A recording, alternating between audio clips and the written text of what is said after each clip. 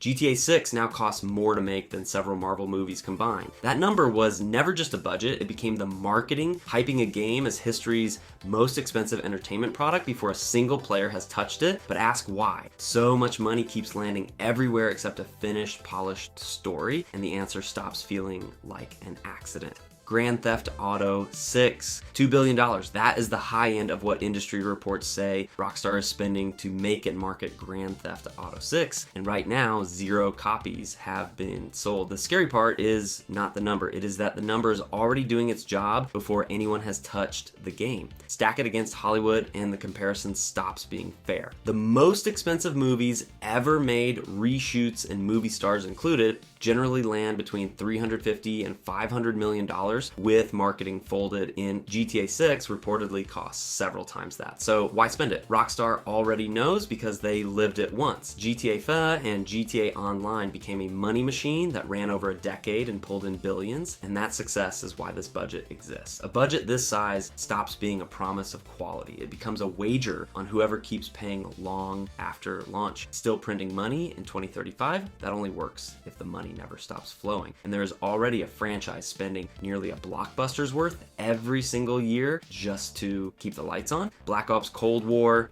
$700 million gone in 12 months. Adjust for inflation, and that is closer to $850 million spent and burned for a sequel that showed up exactly 1 year later. That is not a budget. That is it's a treadmill running full speed with no off switch. Multiple Activision studios built this thing simultaneously, splitting maps, campaign, and systems across teams, racing a release date that never moves. Add a marketing campaign big enough to plaster Call of Duty across every billboard, stream, and cross promo slot on the planet, and you start to see where the money went. That same $700 million could have funded the entire lifetime output of several mid-sized publishers combined. Not one game, their whole catalog. And it's still sold like crazy, one of the best performers of 2020, which is exactly the problem. Somewhere a developer is crunching to polish a gun model nobody will inspect for more than a second because the calendar does not care how finished anything is. Players notice the bugs, the rough edges, the monetization threaded into Warzone before the credits rolled. A budget this size should buy patience. Instead, it buys speed. At least a paid game is honest about wanting your money. But the most relentless spender on this scale hands its game away for free and still burns through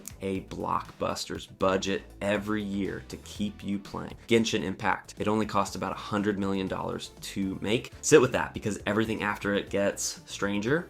100 million is a rounding error next to the games it now runs circles around financially. Genshin launched as a free mobile game with full voice acting, a sprawling open world, and an orchestral score. Production values you expect from a console exclusive with a marketing budget attached. Cheap to build, almost normal by now. What is not normal is what happens after launch. Genshin spends roughly $200 million every single year just to keep existing. New regions, new characters, new events, server upkeep, an endless drip of content that never resolves into an ending. By 2024, the running total hit around $900 million, and the phrase attached to that number isn't nearly finished. It's no end in sight. Think about the player who just wants a story that wraps up, then compare that to a game engineered to never let that happen. Players assume gacha games are cheap cash grabs running on recycled assets. Genshin's yearly spend alone rivals building an entire AAA console title from scratch, and it pulls in billions to cover it. That money isn't proving the game is generous. It's proving the whale feeding machine works exactly as designed. Spending forever to never finish is one gamble, but there's a game that spent $500 million to finish on time and shipped so broken a console maker pulled it off the store entirely. Cyberpunk 2077, $500 million,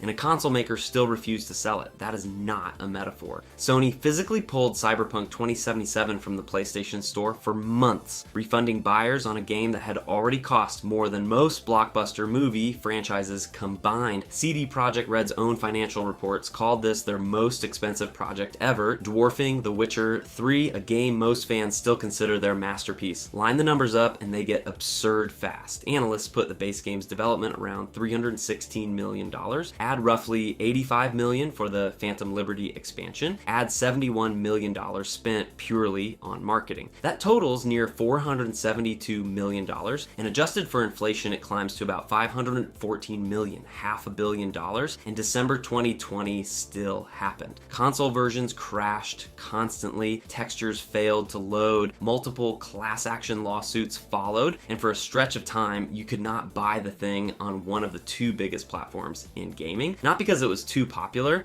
because it was too broken to legally sell. Redemption did come, patches, the 2.0 overhaul, critical opinion swinging hard the other way, tens of millions of copies eventually sold. But that does not erase what the launch proved. A huge chunk of that fortune bought a marketing blitz and a movie star's face on every trailer, while the systems underneath were nowhere near ready. The money was never chasing a finished product, it was chasing attention. If $500 million can still ship broken, imagine the opposite extreme. A studio that spent nearly as much in 8 years chasing a level of detail so obsessive that players will never consciously notice most of it.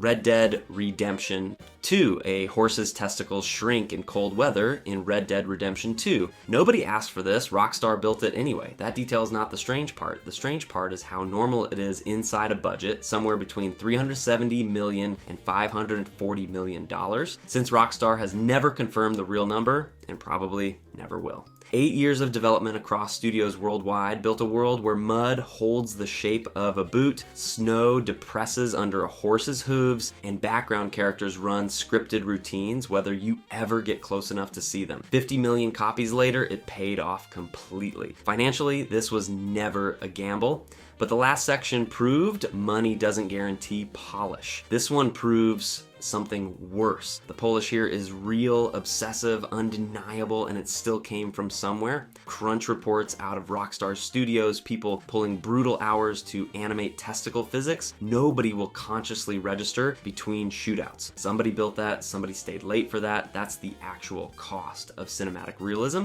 not the dollar figure, the overtime, but at least all that spending shipped a finished game. There's a project that has raised even more money over more than a decade and still has no release date, funded by people buying spaceships that don't fully exist yet. Star Citizen. Star Citizen has raised more money than most video game publishers make in an entire year, and it still has no finished game to show for it. That's not an insult. That's the business model. The number sits between $650 million and $800 million, funded almost entirely by regular people buying digital spaceships before a single mission was finished. It started in 2012 as a Kickstarter and became something closer to a subscription service for a game that never has to graduate out of alpha. Split that budget in two and it gets stranger. Half funds the persistent universe the open sandbox players log into today. The other half funds Squadron 42, a single player campaign stacked with Hollywood actors that's been almost done for years. 2 games, 2 money pits, 1 label. The money never stops arriving. Tens of millions roll in every year from backers dropping hundreds or thousands of dollars on ships that don't technically exist yet. Somewhere out there is a guy named Desmond who sunk 4 figures into a spacecraft. He's flown maybe twice. Believers call it the ultimate dream sim. Skeptics call it the purest crowdfunded money pit gaming has ever produced. Both are staring at the same bank account, seeing completely different games because the budget isn't hiding an unfinished product. There's no product to hide. Just the funding engine running forever, selling the promise instead of the plane. When a project keeps raising fortunes without crossing a finish line, you start to wonder what these numbers were ever measuring. And the game that first made the internet gasp at a $500 million price tag was hiding a very different kind of truth underneath. Marvel's Spider-Man 2. $315 million, and this game only gets one shot to make its money back. No live service tail, no battle pass, no seasonal skins, bleeding cash out of players 4 years after launch. Just a finished story, sold once, needing 10 million buyers almost immediately, or the math stops working. A leak out of Insomniac Games laid the budget bare, and it reframes what the scale was hiding. That New York wasn't just bigger, it was a bet with a shot clock. The breakdown reads like a blockbuster film ledger. Years of development, performance capture at a level usually reserved for prestige cinema, 2 playable Spider-Men swinging through a city rebuilt block by block, marketing spend stacked on top because Sony and Marvel both needed eyes on this the second it dropped. That's the part that should scare you. A single player game this expensive has zero room for a slow burn or a redemption arc 2 years later. It either clears 10 million fast or becomes a well-acted cautionary tale. And Insomniac's next Marvel project, Wolverine, is already tracking toward that same 9-figure territory. This isn't an outlier anymore, it's the new floor. Somewhere in a studio, an artist is polishing a rooftop nobody will linger on, chasing a finish line, a spreadsheet already decided was too risky to trust on its own. So if a game with no ongoing revenue has to sweat every copy, why do we keep hearing about budgets in the hundreds of millions? The answer starts with the game that invented the modern shock number and the story that number was actually telling. Destiny, $500 million. That was the number every outlet ran with in 2014, and it made Destiny the most expensive video game ever made. It was also functionally a lie nobody bothered to correct. Bobby Kotick, Activision's CEO at the time, was the one who put the figure out there, describing the total investment in the franchise. Headlines did what headlines do and turned franchise investment into this one game cost $500 million to build. A leaked contract later told a very different story. Actual development costs sat closer to $140 million.